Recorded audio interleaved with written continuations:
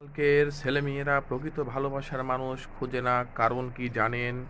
কার বাপের কত টাকা আছে, কার বাপের কত কোন জায়গায় বাড়ি আছে, কতটা গাড়ি আছে, কার কত ফ্যাশন, কার কত জীবনের স্টাইল, এসব খুঁজে বেড়ায়।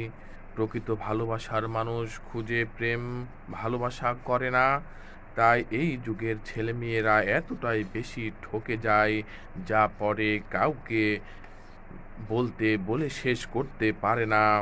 তাই এমন প্রেম ভালোবাসার ক্ষেত্রে বাবার কি আছে এগুলো দেখে জীবন নষ্ট না করে প্রকৃত ভালোবাসার মানুষ খুঁজে নেওয়াই উত্তম।